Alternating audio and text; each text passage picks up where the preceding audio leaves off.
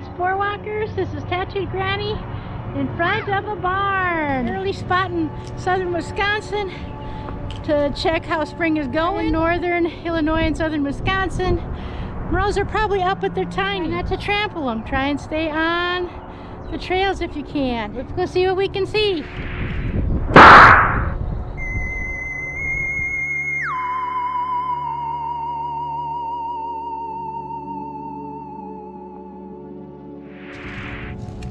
Okay, this here's Floodroot, one of the first flowers after skunk cabbage.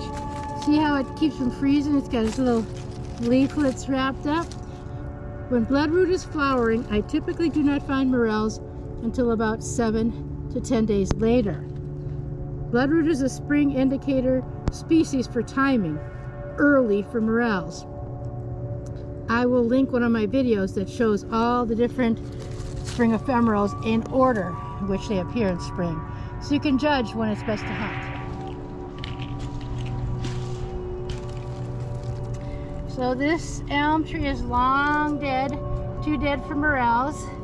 It is being digested by Cerioporus squamosus, the Druid saddle. Some people enjoy eating that. I do not. Smell it. You like that smell? You'll probably like the taste. Here's another old elm, not yet infected, but pretty bare. Probably too far gone.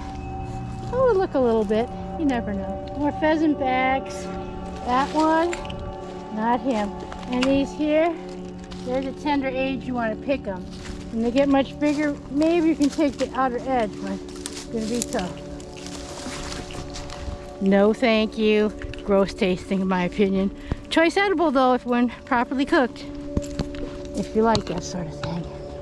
There's dandelions of the season.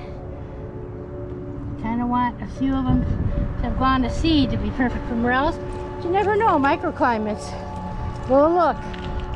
Before I forget about Cerioporus squamosus, the Druid saddle pheasantback, I was told if I cook it a lot longer, that heinous taste of green watermelon rind will go away. So far I've tried it with garlic and cooking it in an iron skillet with no luck. Just saying. I picked Morels off of this dude last year.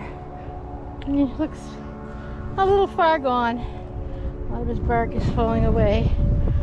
Probably still worth a check. Quick idea for y'all. Horse trails. Underused by hikers for Morels. Perfectly dead elm tree, south facing, rocks to warm up. Still the bloodroot. It tells me the soil is too cool, but this will be one of the first ones to pop here in another week. I think it's Floribunda rose. Ow, with spikes. Ow. Really painful. Most people don't want to hike into this perfectly dead elm tree to check it. See him there? But I do. Rocks. This is where you'd find a little gray or two sticking out early in the season. Yeah, warm temperatures definitely can make the greenery come up early and the leaves on the trees pop early. But that's not soil temperature dependent like your bloodroot and some of your spring ephemerals. That's what will trigger the Morels. Soil temps of 53 to 55 degrees 4 inches down. So I'm early in this forest, even though it looks perfectly ready. Next week, bazinga. This guy here, his top fell off a while ago, but he still got bark stuck to his half trunk. I'll check him. You never know. Well, I'm primarily sticking to this little deer trail. When you see me in the woods, it's because of stuff like this. A tree has fallen that I can't get over and it's blocked my route. I think I could step over here though, but earlier that was the case. Stuff falls in the winter. Gotta deal with it. So I have to hook up to a regular trail, or the horse trail. Yeah, I don't want to trample all the little Morels. I try and stick to trails, check a few trees that are south facing, right on the trails, and yeah, look around a little, see where my spring is at. You should be doing that too right about now. all you kind of northern Midwestern folk, is coming. Too old. They call this morel hunting for a reason. Now I'm hunting. When the time comes, I just want to know where I'm going and get to harvesting. Everybody else is wandering around aimlessly, not knowing where they're going. Look at all these dead ones in here. Look, and he's too far gone. I picked on him 2 years ago. He's not going to do. But, so you know that in your mind, and you know where you're going to go, where your trees are at. And that's how you do it. This big old tree was a wonderful producer for 2 years. He won't produce this year, maybe 1 or 2. He was always early too, so I'm giving him a quick look. Good night, sweet prince. Thank you for your bounty. You were wonderful to me. What I like about hunting along the edge of a farmer's crop is sun beats down, warms up that soil right on the edge there. There's no trees shading it. Now we are talking.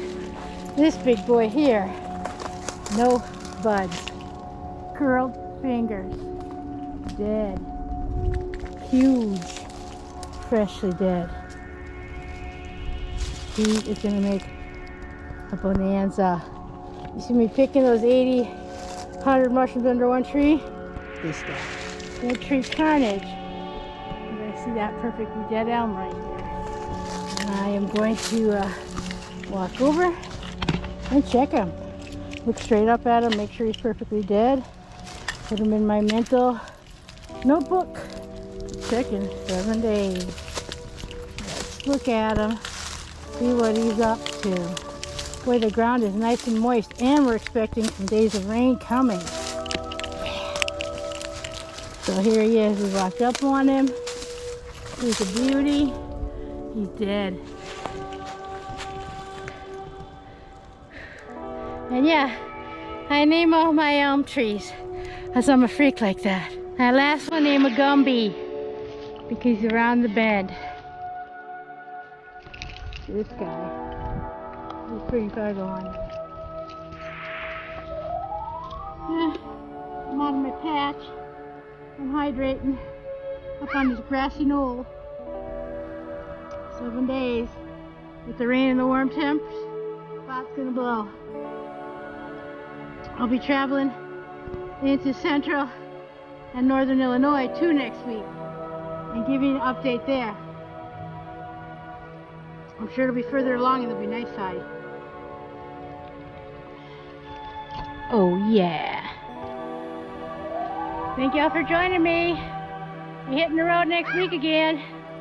See what kind of shrooms we can find. Northern Illinois, central Illinois, maybe super south Wisconsin. See what we see, pick what we pick. Be good, shroom on. So that was a fun walk. I had my shades on for a few more hours. I had my eyes dilated again for that floater they're going to zap with a laser in 7 weeks. Double checking me. Don't forget about joining me for a foray. Send your name and particulars to tattooedgrannymushroom@gmail.com.